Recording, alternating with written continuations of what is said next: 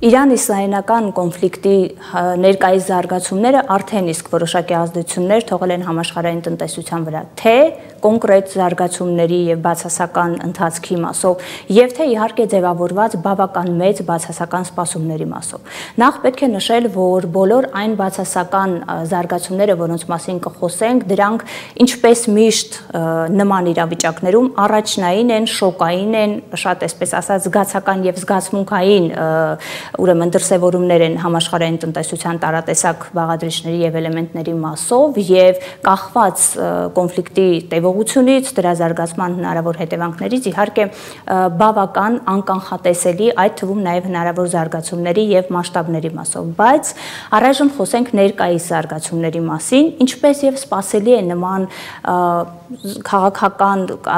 քաղաքատնտեսական, անվտանգային ցանկացած բուռն զարգացումը շատ լուրջ արձագանքներ է ստանում, արձագանքների դրսևորումներ է ստանում ֆինանսական շուկաներում, որոնք գերզգայուն են ցանկացած փոփոխության նկատմամբ, բնականաբար առավել եւս նման լայնածավալ կոնֆլիկտի պարագայում։ Ֆինանսական շուկաների բաղադրիչների մասով իհարկե ինդեքսներն են, որոնց առաջնային արձագանքը եղավ կտրուկ անկումները։ Մենք մեր պատկերում ներկայացրել ենք առաջնային արձագանքը հունիսի 13-ի դրությամբ, պետք է նշել, որ ինդեքսների մասով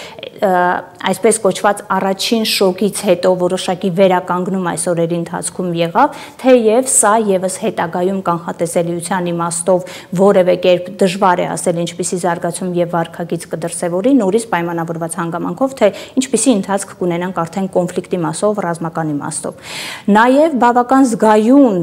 ուրեմն արձագանք եւ վարքագիծ դրսևորեցին բնականաբար նավթի գները։ Նավթի գները պայմանավորված հանգամանքով, որ կոնֆլիկտի կողմն Իրանն է, որը նավթ արդյունահանող երկիր է եւ բավական այսպես զգալի մասնաբաժին ունի։ Նավթի գների մասով առաջնային արձագանքը եւս շատ լուրջ եղավ, մասնավորապես հում նավթի ֆյուչերսների աճը ամենասկզբում կոնֆլիկտի 13% եւ ավել աճ արձանագրվեց, մասնավորապես Brent տեսակի նավթը ավելացավ 10% եւ ավել։ Այս ավելը մենք նկատի ունենք անցնող օրերի ընթացքում տեղի ունեցող զարգացումներ, պետք է նշել, որ եթե ինդեքսների մասով որոշակի վերականգնումներ, աննշան վերականգնումներ նկատվել են, կարող են նկատվել, ապա նավթի գների հետ կապված մենք այժմ դեռևս գտնվում ենք շարունակական թանկացման ներքո։ Ընդհանուր առմամբ սա եւս մեկ անգամ պիտի նշենք, որ շատ առաջնային եւ այսպես շոկային արձագանքն է։ Նավթի գների հետ կապված իրավիճակը մի փոքր այլ է։ Ինչպես նշեցինք, պայմանավորված հանգամանքով, որ Իրանը նախ նավթ արդյունահանող երկրների կազմակերպության OPEC-ի արդյունահանման ծավալներով երրորդ երկիրն է։ Իրանին բաժին է ընկնում նավթի արտահանման օրական 2 միլիոն բարելի արտահանում, Իրանին բաժին է ընկնում օրական 3.3 միլիոն բարել նավթի արդյունահանում, դրան գումարած նավթամթերքի տարատեսակ հարակից նավթամթերքի 1.3 միլիոն բարելի արդյունահանում, որը ընդհանուր նավթի համաշխարհային արդյունահանման 4.5%-ն է բաժին ընկնում։ Եվ բնականաբար նման մեծ ծավալների պարագայում նաև OPEC-ին անդամակցության հանգամանքը հաշվի առնելով, իհարկե անմիջական մասնակցությունը կոնֆլիկտին չի կարող իր անդրադարձը չունենալ նավթի գների վրա եւ բնականաբար նավթի շարունակական թանկացումը, քանի դեռ կոնֆլիկտը կա եւ մենք որևէ զարգացման հետ կապված դեռևս կանխատեսելի առնվազն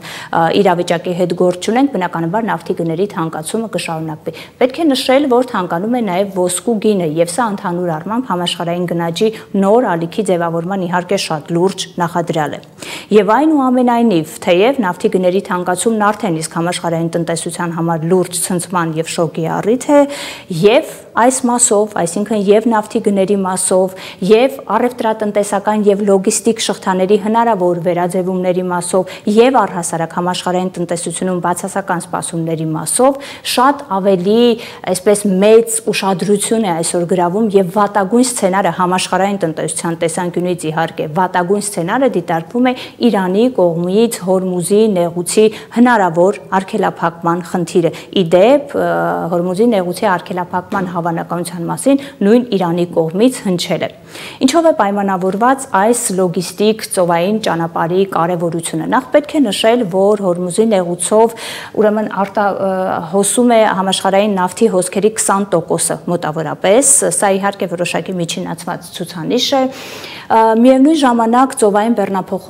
փոխադրումների զգալի մասն է ուրեմն Հորմուզի նեղուցով անցնում եւ բնականաբար այդ նեղուցի արգելափակումն առաջին հերթին նույն նավթի եւ նավթամթերքի, այդ թվում նաեւ հեղուկացված գազի հետ կապված լուրջ խնդիրներ կարող է առաջացնել։ Դեպ նշեցինք նավթի համաշխարհային հոսքերի 20%-ի մասին, բնական հեղուկացված գազի 30%-ն է բաժին ընկնում այս ծովային լոգիստիկ ճանապարհին եւ բնականաբար այս պարագայում նման ուրեմն խնդրի դեպքում արգելափակման դեպքում անշուշտ էներգակիրների գների էլ ավելի մեծ աճերի են ականատես լինելու իր համապատասխան հետևանքներով։ Իսկ համապատասխան հետևանքների համատեքստում անշուշտ արտադրողական կարողությունների գլոբալ առումով, իհարկե արտադրողական կարողությունների թուլացումն է։ Առաջին հարվածի ներքո օբյեկտիվորեն դիտարկվում են նույն եվրոպական երկրները, որոնց համար էներգակիրների գինը եւ էներգակիրների հասանելիության խնդիրը արդեն տարիների վեր բավական լուրջ խնդիր է եւ առանց էտել դրանից բխող արտադրողական կարողությունների հարվածի ներքո ընդհանուր առմամբ Եվրոպան գտնվում։ Միևնույն ժամանակ արտադրողական կարողությունների հարվածի ներքո է նաև Չինաստանը նման զարգացման պարագայում, նաև պետք է այստեղ մի նրբություն հաշվի առնել, որ իրանական նավթի արտահանման հիմնական ուղղությունը հենց Չինաստանն է եւ Հորմուզի նեղուցով։ Այսինքն այստեղ այդ հանգամանքը եւս պետք է հաշվի առնել։ Այս իմաստով օբյեկտիվ գնահատական կա դաշտում, որ Միացյալ Նահանգները նաև հեռահար նպատակներ կամ առնվազն դիվիդենդներ ունի, իդեմս Չինաստանի համար էներգակիրների թանկացման ներկայիս եւ հետագայում հեռանկարային սցենարի, բայց ինչպես միշտ նման գլոբալ զարգացումների պարագայում իհարկե մեդալն ունի հակառակ կողմեր, քանի որ նավթի շարունակական թանկացման, իսկ նավթի թանկացման սցենարները գնահատվում են 1 բարելի դիմաց 130-ից մինչև $250 հնարավոր թանկացման կանխատեսումներ, իհարկե վատագույն սցենարների կատարման եւ կոնֆլիկտի երկարաձգման պարագայում, բայց այնուամենայնիվ նավթի եւ էներգակիրների թանկացման դեպքում որոշակի այսպես կոչված հարմար իրավիճակի ներքո են հայտնվում նաև նավթ արդյունահանող էներգակիրների հիմքով կամ տնտեսության առանցքում էներգակիրների խնդիրը ունեցող տնտեսությունները, այդ թվում նաև Ռուսաստանի Դաշնությունը։ Հետևաբար այստեղ իրականում տարբեր խաղացողների, շահերի հատման եւ բախման տեսանկյունից խնդիրը հակասական է եւ ընդհանուր առմամբ երկարաժամկետ կտրվածքով սա լրջագույն խնդիր է համաշխարհային տնտեսության եւ հատկապես զարգացած տնտեսությունների համար։ Արտադրողական կարողությունների բանաձևը ընդհանուր առմամբ այս խնդիրների ներքո է։ Համաշխարհային առևտրատնտեսական լոգիստիկ խնդիրներ։ Բնական է, որ նավթի հոսքերի հիմնական եւ ավանդական ուղղությունների, այդ թվում դրանց թվում օրինակ Հորմուզի նեղուցը խաթարման պարագայում լոգիստիկ վերաձևումների տարատեսակ ուղիներ պետք է մշակվեն, եղած հնարավորությունների օգտագործում եւ այլն։ Այսինքն լոգիստիկ վերադասավորումները մի կողմից բնականաբար գնաճի ալիք են հանգեցնելու, մյուս կողմից առևտրատնտեսական հնարավոր գլոբալ ուղիների պարագայում կարող են լրացուցիչ խնդիրներ առաջացնել։ Ի դեպ նորից գնահատականներ կան, որ այդ խնդիրները իրենց վերջնարդյունքով հետևանքով համաշխարհային տնտեսության համար կարող են անգամ գերազանցել քովիդյան շրջանի խնդիրները եւ հասկանալի է, որ նմանօրինակ եւ ավելի վատատեսական սցենարի հետ կարող ենք գործ ունենալ։ Եվ բնականաբար այս ամենի առաջնային ազդեցությունները գլոբալ գնաճային նոր ալիքների դրսևորումն է, որն արդեն առավելապես եւ առաջին հերթին չի շրջանցի միայն զարգացած տնտեսություններին, բնականաբար գնաճի ալիքի ներքո շատ ավելի ուժեղ հարվածի ներքո կհայտնվեն ավելի թույլ զարգացող տնտեսությունները։ Բնական է, որ համաշխարհային տնտեսության հերթական շոկերի, հերթական նոր ցնցումների համատեքստում հատկապես երբ խոսքը վերաբերում է մեր անմիջական սահմանակից, մեզ բարեկամ երկրի, բարեկամ ժողովրդի կոնֆլիկտի ներգրավվածության խնդրին, հարցին, որևէ կերպ այդ բացասական սպասումներից եւ հետևանքներից անմասն չենք լինի ցավոք սրտի նաեւ մենք եւ իդեպ մենք արդեն ունենք դրա առաջին պտուղները։ Ինչպես համաշխարհային տնտեսության պարագայում Հայաստանի դեպքում եւս կարող ենք տարանջատել որոշակի խիստ կարճաժամկետ հետևանքներ, որոնց արդեն բախվում ենք, քիչ հետո դրանց մասին խոսենք եւ ավելի գլոբալ հետևանքներ։ Եթե կարճաժամկետների մասին, ապա արդեն իսկ մենք ունենք Իրանի ուղղությամբ առևտրատնտեսական մեր ուղու խաթարումներ, Բանդար Աբբասում բեռնատարների բավական զգալի հոսքերի ուրեմն խաթարում ունենք, բեռնատարների հետ կապված խնդիրներ ունենք, որոնք չեն կարողանում շարունակել իրենց ճանապարհը, ընդ որում խնդիր ունենք թե դեպի Հայաստան ներմուծման եւ թե Հայաստանից արտահանման խողովակների աշխատանքների խափանման, խաթարման հետ։ Խոսվում է շուրջ 300 բեռնարկղերի ուրեմն ճանապարհների խոչընդոտի մասին, հիմնականում չի Հայաստանից Չինաստան եւ հակառակ ուղղությամբ առևտրի հոսքերի հետ կապված եւ բնականաբար կարճաժամկետ կտրվածքով արդեն իսկ այդ վնասները որոշակիորեն կան, այլ է խնդիրը, որ դրանց հաշվելիության եւ չափելիության խնդիրը դեռ կանխատեսելի չէ, պայմանավորված հանգամանքով նորից պիտի կրկնենք, թե որքան կձգձգվի այս իրավիճակը։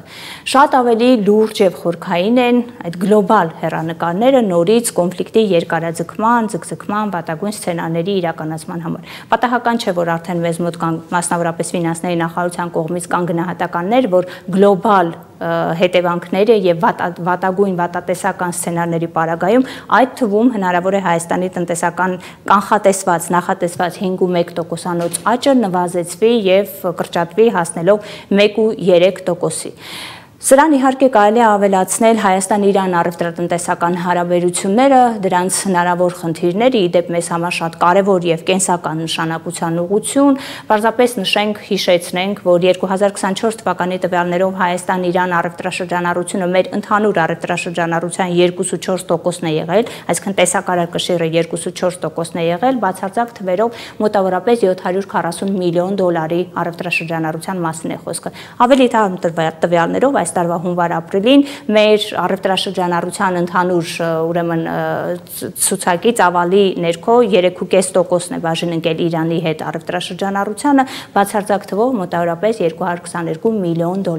Այսինքն բացարձակ թվերով միայն Իրանի հետ փոխադարձ առևտրաշրջանառության մասով վնասներն առավել քան ակնհայտ են։ Բայց ամբողջ խնդիրը կայանում է նրանում, որ Իրանի հետ առևտրային ուղին ընդհանուր առմամբ ավելի լայն մերձավոր արևելյան տարածաշրջանի մեզ համար իրական դիվերսիֆիկացիայի հնարավորություն եւ այլընտրանքային ուղուն ուղիղ հարված է, ինչը բնականաբար հարված է ընդհանուր առմամբ Հայաստանի տնտեսությանը, Հայաստանի արտաքին տնտեսական հարաբերություններին, հատկապես հաշվի առնելով, որ մեր հիմնական առևտրային ուղին իրեմս Վերին Լարսի պարբերաբար լուրջ խնդիրների ներքո է եւ այսօր էլ մենք ունենք այդ մասով խնդիրներ։ Ինչևից է, շատ ավելի գլոբալ եւ հեռանկարային վատատեսական ցավոք սրտի բացական սպասումների համատեքստում է նաեւ Իրանի հետ մեզ համար կենսական նշանակության բազմաթիվ նախագծերը։ Իհարկե, առաջնահերթ արտաքին անվտանգային նշանակության հարցերն են, խնդիրներն են, բայց այնուամենայնիվ, եթե մենք տնտեսական, այդ թվում տնտեսական անվտանգության հարցերի ներքո դիտարկենք, ապա շատ լուրջ նախագծեր Իրանի հետ, այդ թվում երրորդ էլեկտրահաղորդման գծի աշխատանքները, որոնք այդպես էլ մինչև վերջ դեռ ավարտուն տեսքի չեն բերվել, իհարկե շատ լուրջ հարվածի ներքո են, իրենց համապատասխան բացասական հետևանքներով։